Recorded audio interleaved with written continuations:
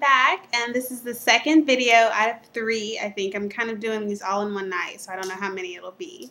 But this is about your junior and your senior year, and this is when it's crunch time as far as getting everything you need together to be a really good medical school applicant. So by your junior year, the summer going into your junior year, you should be thinking about the MCAT.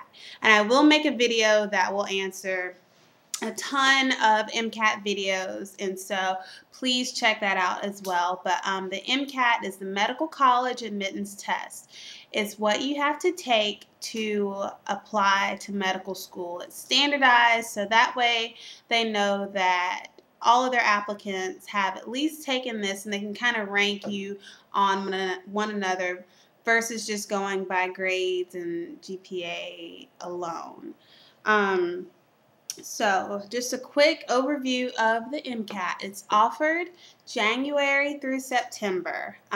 You do have to pay $225 to take the test, and please note that it takes you about 30 days to get your test scores back. So if you are cutting it close to applying or to when you're wanting to apply to school, just know that it could be a month before you get your scores back, and if your scores aren't where you want them to be, you want to give yourself enough time to take the test again if you need to. And you can only take the MCAT 3 times per year. So also keep that in mind. This isn't something you can just take every week, every week, every week. They do limit you to those 3 times per year. And so another thing with the MCAT is to make sure you've taken all of the classes that you need to do well on the MCAT. It does test physics, general biology, general chemistry, and organic chemistry. So for me personally, I didn't take organic chemistry 1 until my first semester junior year, and then I took the second part my second semester my junior year. So honestly, I really couldn't prepare for the MCAT until after that first semester. So make sure that you have all these courses taken care of, and if you do want to take the MCAT before you've taken a course that will be on the MCAT, make sure that you have really good study materials for that also. Once again, I have my notes. And so once again, please check out the All About the MCAT video. It is a mouthful, so I just wanted to give you those overviews just to make sure that you're thinking about that during your junior year. So also, I want you to think about during your junior year is where you can really get involved with things that are going to make your application shine. Now, although you still have your senior year, the majority of that year will actually be the application process. So it's not a lot of time during your senior year to get in these involvements in student organization and get in these extracurricular activities by the fall of your senior year. So August of your senior year, your application should just about be complete, and you really don't have a lot of time and room to add that you did this shadowing or you did this experience. So kind of have everything that you want to put on this application ready by the time your senior year starts. So research opportunities, being in a lab, that's something I did at the local medical school that was attached to my university, and that was amazing. So getting involved with research, being in a lab, using pipettes and gloves and all that, that's something that will give you a more well-rounded view of medicine and the research process and how that applies to medicine, and that's something you can talk about in your medical school interviews. Also, clinical experience. Medical school admissions boards want to know, have you been around sick people? Not everyone that's sick will look like the people you see on TV or look like the people that are in your typical doctor's office. Sometimes people will be stinky, or they may not speak the same language you speak, or they may have something really bad like AIDS or herpes and things like that. So they would like to know that you've been in some sort of clinical setting, so that you've been around people who needed a doctor. You can't really understand medicine until you've been around these people, and they want to give you some experience, want you to have experience with that before you go into their medical program.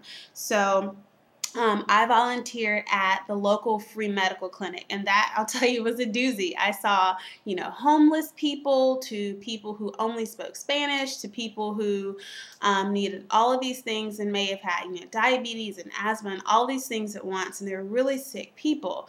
And so I definitely used that experience to my advantage, because when I got to my interviews, I could tell them, I've seen what sick people look like and how they act. So, whereas there'll still be things that will surprise me and things I need to get used to, it's not like I haven't been in the medical field at all. So you can also do some shadowing. I know my university had a program where they would, you could sign up to shadow physicians, and a lot of students utilize that, and it let you get and a look into different fields of medicine, whether you want to do dermatology or OBGYN, or you want to be a neurologist. You can get those things taken care of. So make sure you have clinical experience. Make sure you have seen someone sick. That is one of probably the biggest unwritten rules. You can have the grades, you can have the MCAT, but they want you to have some experience being around a doctor and seeing what a doctor does on a day-to-day basis. The last thing is letters of recommendation. I probably should have mentioned this in the first video, but my bad, sorry. But letters of recommendation, I would say you at least need 5, and those should come from someone that's taught you in a science course, someone who maybe taught you in just another course, an employer, if you had a job on campus, someone you worked with. If you do research, have your mentor to give you a letter of recommendation, and also if you did do shadowing with a physician, have them to do that. So essentially, whatever you were involved with in undergrad, see if you can get a letter of recommendation from that person. So whether it was the faculty advisor for your student organization, or if it was, the doctor you shadowed, or the person whose lab you worked in, or a professor that taught you. The science professor, that's probably the biggest one. In fact, some medical schools do require that one letter be from a science professor that's taught you. So my advice when it comes to that, don't be intimidated by your professors, but get started early. As I would say, your first year on campus, each semester, try and make friends with at least one professor you've had. If you think about it, you go 8 semesters of school, but like I said, those last 2 semesters don't really count. So you essentially have 6 semesters to get these letters of recommendation. So I would say make friends with at least one professor each semester. Then you can have at least 6 letters of recommendation, people who can say that, you were a good student, you were a good worker, you did this, you did that, just so you can have all those. And I know from my experience, at least 3 are required for a medical school, but that does vary. Some may require 4, some may only require 2, but you want to have a good pool, so that if you really like the recommendation from this person you shadowed and your science professor, you can do that, or if you want it to be from other people. And I would now we're going to get into, I guess, you've taken the MCAT, you have your scores, now you need to apply to medical school. You need to be familiar with AMCAS, AMCAS, you can Google that, and AMCAS is the Medical School Application Service. You don't send out individual applications to medical schools. Everything goes through AMCAS. So essentially you fill out this long, this single form that you will send out to each medical school that you want to apply to. So you don't have to just put down specific things for each medical school at this point. So you basically fill out this long general application. Then that service does require, I want to say it's about maybe $160, don't quote me on that, for that service. And then whatever school you apply to, they have their own application fee. So it can get expensive, so definitely calculate, how much money for application fees you're going to be spending and which schools you really want to apply to. And so once you send out that application to 5 medical schools, they will then send you back. Secondary applications, if you've gotten that far. Once you fill out your secondary application, you'll send that back to them.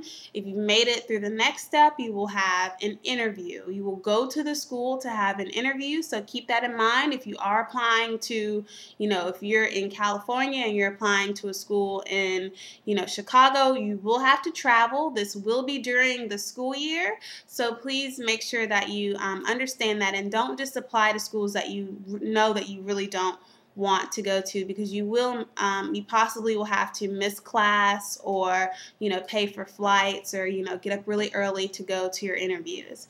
Then after your interview, of course, then they will let you know if you've gotten into the medical school, if you've been on the waiting list, and things like that. So I know I just threw out a lot at you guys, so I just want to wrap it up with junior and senior year. So first of all, make sure you have all the classes you need to do well on the MCAT. Physics, general biology, general chemistry, and organic chemistry. Make sure that you take the MCAT in enough time so that you can get your scores back and then take it again if you need to. So say if you take it in May, you may get your scores back in June, and if you want to take it in August or September, you still have time to.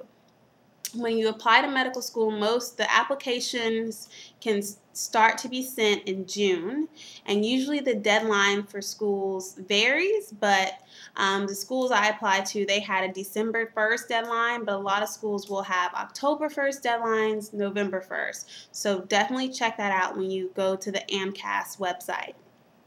Also, make sure that when you fill out your application, you have your letters of recommendation that you can send to AMCAS, and that you also have all of your accomplishments that you want to include ready, so that when you fill out your application, when you fill out extracurricular activities, you can put that onto your application. It's nothing you really have to wait on. So I really hope that helped you guys out, and like I said, please check out the MCAT video, and I will have one more video after this that will kind of wrap everything up, and I really hope this helps you guys become the doctors that you want to be. Thanks. Bye.